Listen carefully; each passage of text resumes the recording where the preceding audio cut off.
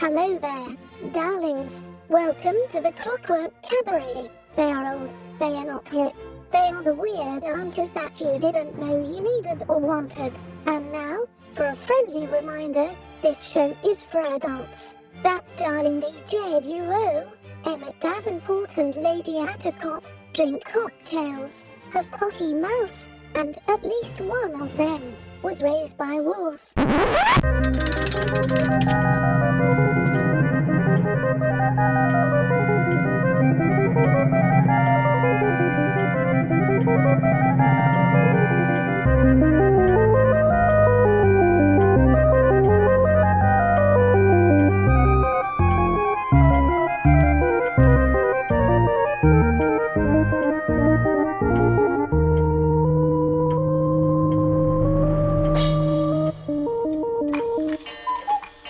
And with the sound of the cuckoo, you know that it is time for the Clockwork Cabaret. Hooray!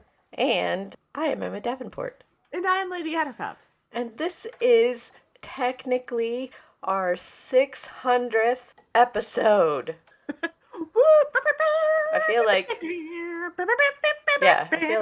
confetti. Fanfare. Imagine us in crowns. We're definitely not wearing animal-themed pajamas in our various bedrooms.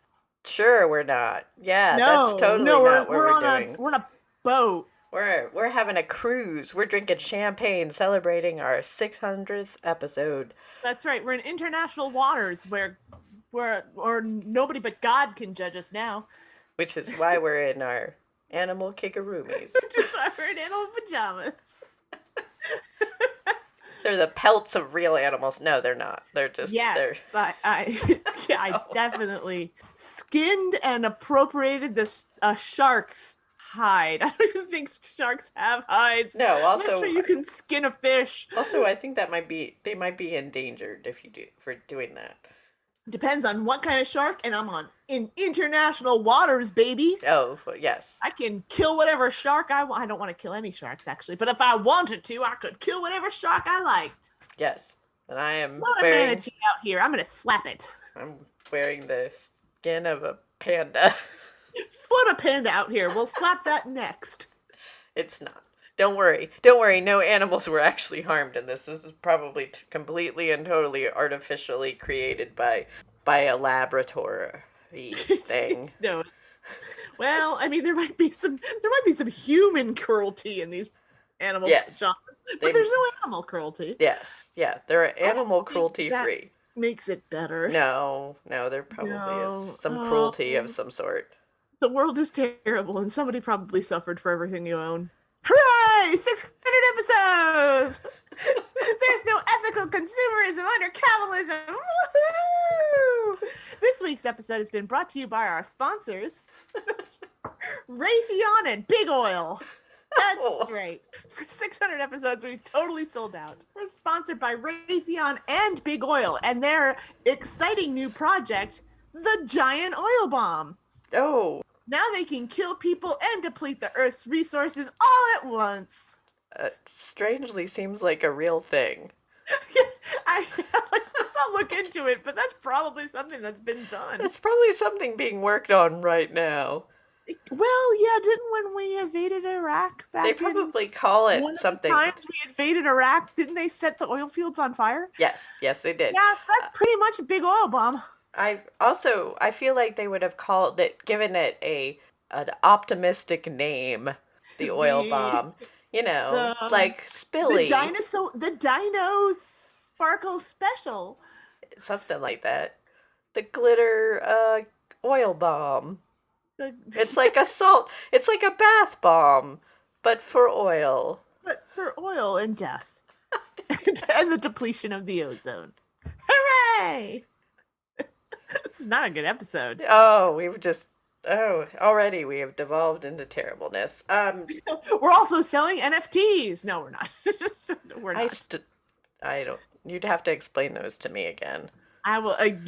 I cannot. The small amount I understand is. It just seems like amount is what I understand, and it's bad and stupid and a fad, It and seems like also bad for the environment. So nobody wins. it seems like a waste of money.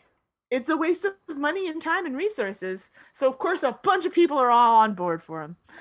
I feel like if you want if you have a bunch of money just sitting around not doing anything, you could give it to me.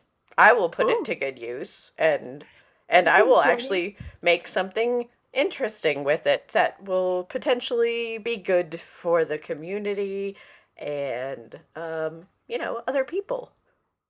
Or counterpoint, if you would like Yes. to give us money to screw over the environment, you can. Well, I'm working hard on inventing the glitter oil bomb every day with my sponsors, Raytheon and Big Oil, and you can donate to us and help that happen. Because I don't know, you just want to watch the world burn, I guess, and that's at patreon.com/Agony Aunt Studios. Yes, I'm totally doing this, and I'm very serious, and you should definitely give me all your money. I mean, if you want to spend it on a purchase of a video clip of a basketball game, I will set something. I feel If you like want to us, I will set something on fire for you. I feel like I feel like donating to us would be a much better usage of your money. I Yeah, mean, and if you want me to set something on fire, I will totally set something on yeah, fire for you. or donate Just money I mean, to because I'm going like to set things on fire in general, so yeah, you know. I mean, or donate money to like a homeless shelter or uh you know, anything anything other than that Trans stuff. rights activists or me Yes, personally. once again, you can donate to us, but I still feel like if I had $1 million, I would not be wasting it on a fungible, Non-fungible, a non-fungible. That's non-fungible, it. a non-fungible Non-tangible token. token. A non-fungible Yes, token. and It that you seemed, have to pay to create. So yeah, it's a scam. It's a yeah, pyramid scheme. Like yeah. the It thing is, seems, you pay money to this random shadowy it, server thing you know what it to make reminds me? this line of code, and then you can sell that line of code for a profit, Yeah, like it's Amway. it reminds me of going to an arcade, and how you trade your real currency for the arcade's token currency, which never seems to be valued at the same rate as your You can real even currency, and so that is true.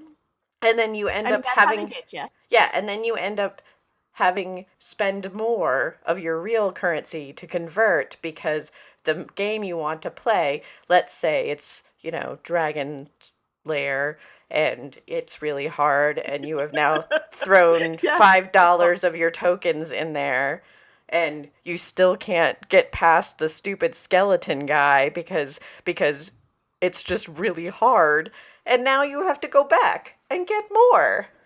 Well, or also like if you cash in your $5, you get $5 worth of tokens, and then you're kind of done with skee ball.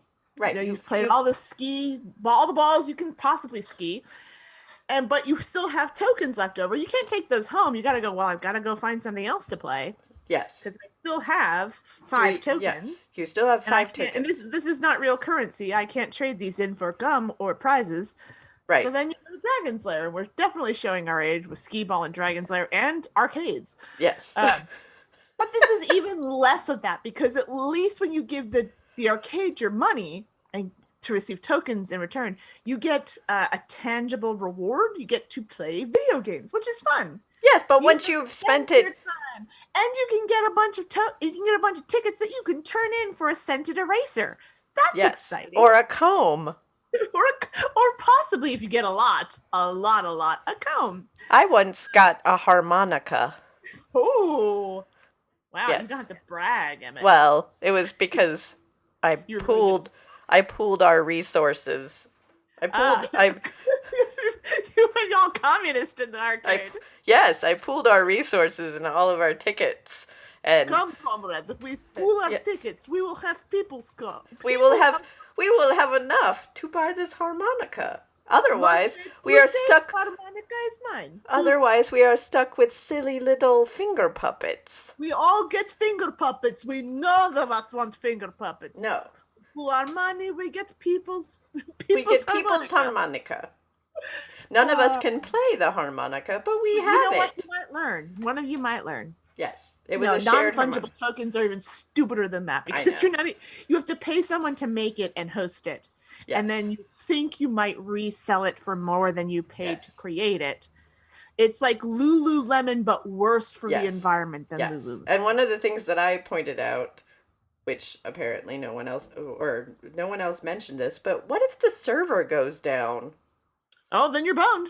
Like, if the server goes down, if it melts, if it gets raided by the FBI because there's some questionable crap on it, they don't have backups. They don't, like all these things just seem dumb. Well, they'll argue, like real art is like that. Real art gets stolen all the time, and then it doesn't exist anywhere but in copies. Except that it's not a stupid thing. Except it's not dumb. It's not dumb. You can still put it in a museum and go see it. Yes. Or if you can't go see it in person because we're in a pandemic, you can visit it online. Yes. Yeah. Anyway. Yes. We're really dating this episode. It's 600 episodes. I'm old. I'm so old. I've been doing this show for so long.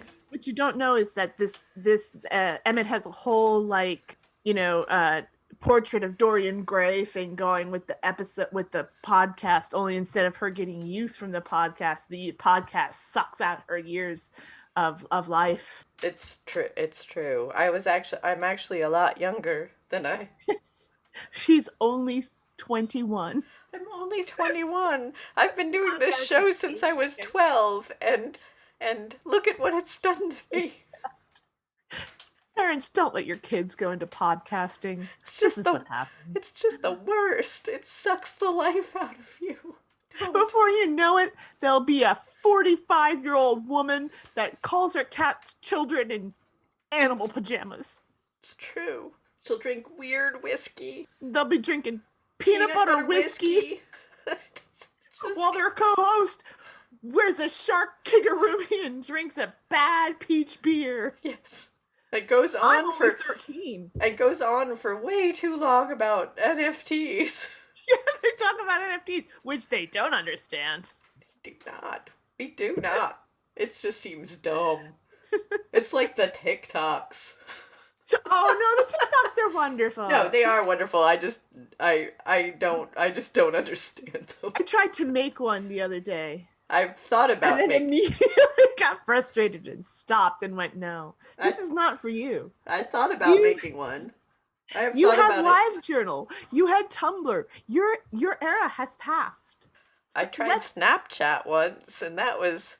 I did enjoy, but I guess people still have Snapchat. I didn't actually have any friends on Snapchat. I just created horrors on Snapchat. Yes, you did. With the filters. I was like, how terrifying can I make this filter make my face? Because you would send those to me. That was the whole goal. Was to make something hideous that I could then send to my friends. Yes, because I come from that era of the internet. Yes. Ask me about zombie dildos. Actually, don't ask me about zombie dildos. Please don't. I don't want to tell you. No, we don't. I mean, if she's had a few more peach beers, she might tell you, but I don't think it's gonna. I don't think we're going in that direction right now. No, that's a Steampunk After Dark episode. Yes, that should be. That is as it should be. It's just join our Patreon. I'll put together a Steampunk After Dark episode. Oh, and with that, about something terrible. And with that, I'm pressing a button. Mad Wasp Radio. And we've just had a message in from General Henderson. It seems to be for people who do not listen to Mad Wasp Radio. You're nothing but a bunch of spineless, gutless sheep. Go out of here. Nah. Well, he seems to be of sound mind, but can we get a scientific opinion on that? Certain sections of the brain seem to be missing. That's unfortunate, but I don't suppose it can be helped. What is your favorite artistic movement? To bring it back around to art, since non-fungible, whatever, NFTs is stupid and we think they're dumb art. Real art. Favorite artist movement? Okay, this is gonna be. uh, uh, so this is gonna be a weird one. I'm shocked. No. Actually, no. My choice is pretty normal. But the way I connect it to things in my brain is not, because my brain is not normal. Yeah. Post-impressionism is one of my favorites. Okay. One of my favorite art movements. It's hard to say what my favoritist is, because there's so many different kinds, and like it depends on my mood and yada yada yada. Yeah. But post-impressionists are one of my favorites. I also like the surrealists, but not the surrealists that everybody else likes, because why be a basic bitch when it comes to art history? And it is one of my favorite artistic movements, for the same reason that post-punk is one of my favorite musical movements. And what is that? And why is it? All right, because I mean, I know what it is personally. Yeah, you know what both these things are. Yes. But because it is that kind of, there's such a direct line from one movement to the next, in a way that, like, because Impressionism is nice and it's pretty and I like it. It's one of my faves, but it is emotionally, it can be a little vapid.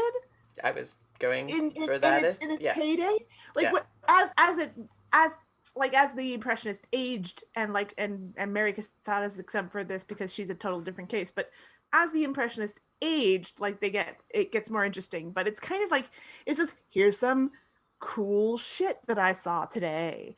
But the post-impressionists take all of that technique and all of that methodology, and they kind of tweak it and create something that's got a little bit more emotional depth and more interest. It's got pizzazz. It's got a story. It's got a reason beyond, here's some cool ass trees that I saw. And it's like, here's some cool ass trees, and here's why it made me think about my mortality. Like, you know, like that to me is interesting. And post-punk is the same way for me, because like punk is great, punk is angry, punk is cool, but it can be kind of surface level. I'm mad, and here's some loud guitars, yeah.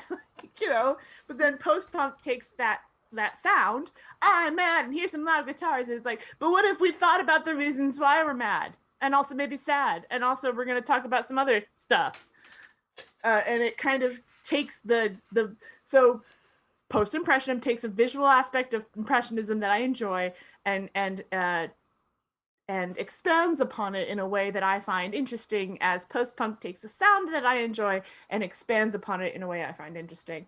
And I always like that kind of like, and it's such a direct descendant, which you don't get that a lot in art, where it's like one thing happens and then the other thing happens right behind it, and you don't often get that clear linear delineation. So it's interesting to me, and I like that. Cool. And I also like Rubens, because he likes to paint pale fat ladies, and that makes me feel good about myself. You're not fat enough for Rubens. I'm chubby enough for Rubens. Rubens would take one look at this button and be like, hey, baby, have you ever thought about posing with 8 inches of see-through gauze? Also, that's how Rubens sounds in my head. Would you like a sandwich? I've got the saints named after me. It's full of meat. And some sauerkraut. Just like you. You're full of meat and sauerkraut. Or you could be. You could be. Or could be. Oh, he's French. He's not German. He's... I don't know. What would be the French equivalent? And baby. Oh, God. Ruben's just got 1,000 times worse when I give him that accent. Yeah, no. I see that you are full of meats, like the sandwich that is named after me. Come to my studio. I have cream puffs and a lot of diaphanous material. I would like to, I'm turning him German. I would like to immortalize you in art. No, it'll be cool. My wife will be there. She will also be naked. She is also cool. She's cool with it. She's also so pale I can see all of her veins. It's what I like in a woman. Peter Paul Rubens into the French Lando. Oh. Oh. All right, here's Yeah. Here's a question for you. Okay. What's your least favorite movement in art? Oh. Oh God. Anyone that involved Pablo Picasso. What's gonna be Pablo Picasso? Not Cubanism, just Pablo Picasso Just because Pablo. fuck Yeah. him. Well. Yeah. Actually, Cubism in general. Actually, what really bothers me is the minimalist Oh, art style. abstract expressionism. No, it's the minimalist movement where I have painted this white block on this white canvas. Here, That's abstract expressionism. is that what that is? It is Yes. garbage and I hate it. It's the minimalist aspect of abstract expressionism. I hate it so much. It's Here, not- I've put this red circle on this white canvas. You have made the Japanese flag. That is what that is. Like, You didn't come up with that. You Japan didn't. already had it. you saw it and you made it art. That's what you did. I hate it. I hate it. I hate it so much. There is something about it that just grates on my nerves. I will betray my nerdiness. I can appreciate it as an art movement and as an extension of the way that the artistic movements at the time were going. I don't particularly like to look at it.